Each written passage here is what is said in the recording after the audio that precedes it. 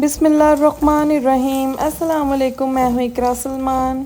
आज जी बड़े ही स्पेशल आलू वाले पराठे बनने जा रहे हैं जो कि बड़े ही क्रिस्पी और क्रंची से बनकर तैयार होंगे। अंदर जो मिक्सचर लगाएंगे वो इतना स्पेशल बनाएंगे कि आप एक दफ़ा इस पराठे को खा लेंगे तो आपने कह देना है सुबहान अल्लाह। मैं कहती हूँ गोश्त और कीमे की तो हो जानी है छुट्टी, बच्चे बड़े सब खुश होकर इस पराठे को खाएंगे। चलें जी, इन टेस्टी टेस्टी पराठों की रेसिपी आपके साथ शेयर करती हूँ जो कि मिनटों में बनकर तैयार हो जाएंगे। इसी के साथ आपसे एक रिक्वेस्ट भी है, चैनल पर नए हैं तो चैनल को सब्सक्राइब कर लीजिएगा। अगर आपको मेरी वीडियोस अच्छी लगती हैं तो इन्हें लाइक कर दीजिएगा। मैं हमेशा आपके लिए यूज़फुल टिप्स के साथ कुकिंग की रेसिपीज़ लेकर आती हूँ ताकि आपको मेरे चैनल से कुछ सीखने को मिले। चलें जी, सबसे पहले आलूओं को अच्छे से वॉश कर लेंगे। बड़े साइज़ के आलू ले लेंगे, इसको प्रेशर कुकर में डालकर इसमें पानी डाल देंगे। पानी इतना डालना है कि आलू अच्छे से डिप हो जाएं। 1 टेबलस्पून भरकर नमक शामिल करना है और प्रेशर को कर देना है बंद। सीटी को रख देंगे। सीटी चलने के बाद हम 5 मिनट के लिए आलूओं को अच्छे से बॉईल कर लेंगे ताकि अच्छे तरीके से जो आलू हैं वो गल जाएं। ये देखें, यहाँ पर 5 मिनट हो चुके हैं। आलूओं को चेक कर लेंगे कि ये गल गए हैं या नहीं। ये देखें गल गए हैं आलू। अब हम इनका छिलका उतार लेंगे। ये देखें, यहाँ पर सारे आलूओं के मैंने छिलके उतार लिए हैं। एक बड़े साइज़ का प्याज लेकर उसे मैंने बारीक काट लिया है, उसे शामिल कर देंगे। बारीक कटा हुआ पुदीना शामिल कर देंगे। पुदीना जो है वो पराठों में बड़ा ही मज़े का लगता है, टेस्ट भी देता है और जल्द हज़म भी हो जाते हैं। बारीक कटा हुआ धनिया शामिल कर देंगे। बारीक कटी हुई हरी मिर्चें शामिल कर देंगे।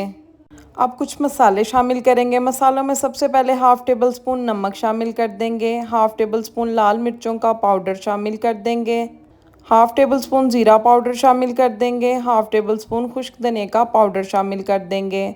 आप धनिया साबुत भी ले सकते हैं, उसको हाथों से मसल कर शामिल कर दें। 1/2 टेबलस्पून ही कुटी लाल मिर्चें शामिल करके इस आलूओं के मिक्सचर को अच्छे से मैश कर लेंगे। आपने एक दफ़ा मैशर से कर लेना, उसके बाद हाथों से भी अच्छे तरीके से मिक्स करना है ताकि मसाले अच्छे से यकजान हो जाएं। चलें जी, बड़ा ही मज़े का चटपटा सा हमारा ये मिक्सचर रेडी हो चुका है। इस स्टेज पर आप देख सकते हैं, अगर आपको नमक या मिर्च कुछ भी कम लगे तो मज़ीद ऐड कर सकते हैं। पराठों के लिए आपने आटा गूंद लेना है थोड़ा सा घी और नमक शामिल करके। फिर छोटे छोटे से पराठों के लिए पेड़े बना लेंगे।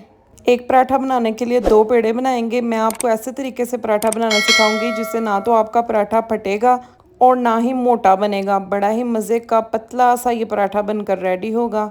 आपने तमाम स्टेप्स को अच्छे से देखना है और फॉलो करना है। अब पेड़ों को हम थोड़ा थोड़ा सा बेल लेंगे पहले, उसके बाद थोड़ा सा घी लगाएंगे और उसके ऊपर मिक्सचर को रख देंगे।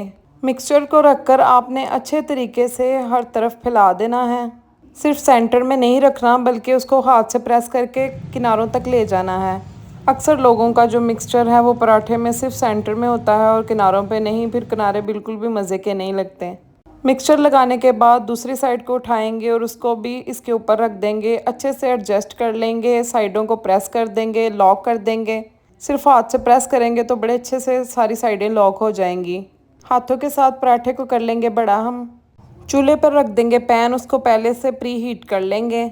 उसके बाद अपने पराठे को पैन में रख देंगे। एक तरफ से हल्का हल्का सा पक जाएगा तो हम तब इसकी साइड को चेंज कर देंगे। अब दूसरी साइड को भी थोड़ा सा पका लेंगे। इसके बाद इस पर लगाएंगे घी।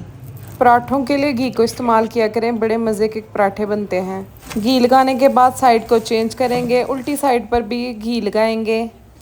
अब साइड को पलट कर हाथों से या स्पून से अच्छे से इसको चलाते रहेंगे, गोल गोल घुमाएंगे तो हर तरफ बड़ा ही खूबसूरत सा गोल्डन गोल्डन सा कलर आ जाएगा। बड़ा ही मज़े का क्रंची क्रिस्पी सा हमारा ये देखें ज़बरदस्त सा पराठा रेडी हो चुका है। आपको आवाज़ भी आ रही होगी।